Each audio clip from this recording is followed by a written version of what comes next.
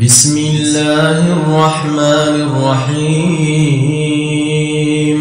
تبارك الذي بيده الملك وهو على كل شيء قدير الذي خلق الموت والحياة ليبلوكم أيكم أحسن عملا وهو العزيز الغفور الذي خلق 7 سماوات طباقا ما ترى في خلق الرحمن من تفاوت فارجع البصر هل ترى من فطور ثم ارجع البصر كرتين ينقلب إليك البصر خاسئا وهو حسير ولقد زينا السماء الدنيا بمصابيح وجعلناها رجوما للشياطين وأعتدنا لهم عذاب السعير وللذين كفروا بربهم عذاب جهنم وبئس المصير إذا ألقوا فيها سمعوا لها شهيقا وهي تفور تكاد تميز من الغيظ كلما ألقي فيها فوج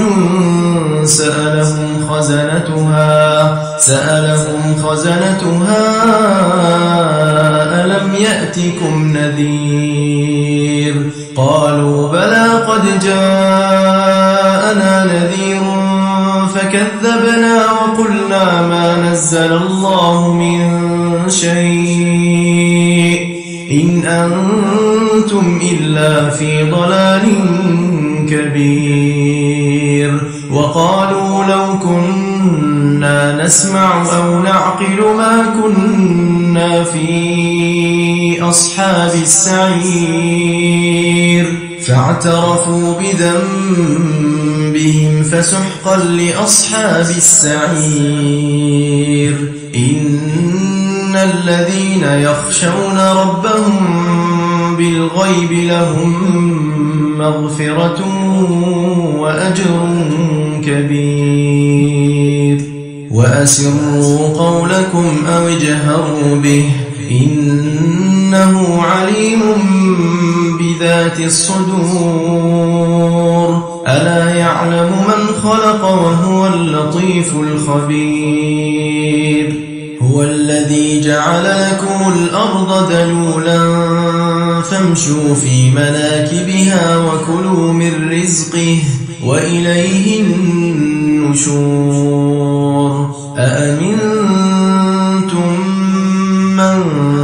في السماء أن يخسف بكم الأرض فإذا هي تمور أم أمنتم من في السماء أن يرسل عليكم حاصبا فستعلمون كيف نذير ولقد كذب الذين من قبلهم فكيف كان نكير أولم يروا إلى الطير فوقهم صافات ويقبضن ما يمسكهن إلا الرحمن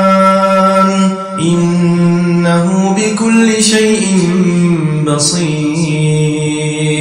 أمن هذا الذي هو جند لكم ينصركم من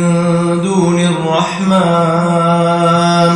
إن الكافرون إلا في غرور أمن هذا الذي يرزقكم إن أمسك رزقه بل لجوا في عتو ونفور أفمن يمشي مكبا على وجهه أهدى أمن يمشي سويا على صراط مستقيم قل هو الذي أنشأ أنشأكم وجعل لكم السمع والأبصار والأفئدة قليلا ما تشكرون قل هو الذي ذرأكم في الأرض وإليه تحشرون ويقولون متى هذا الوعد إن كنتم صادقين قل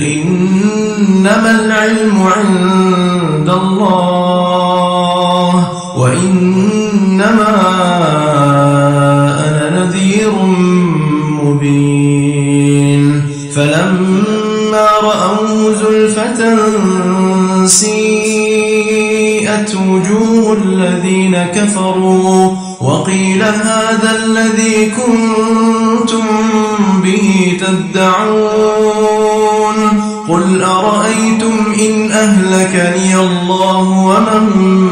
معي أو رحمنا فمن يجير الكافرين من عذاب أليم قل هو الرحمن آمنا به وعليه توكلنا فستعلمون من هو في ضلال مبين قل أرأيتم إن أصبح ماؤكم غورا فمن يأتيكم بماء معين ومن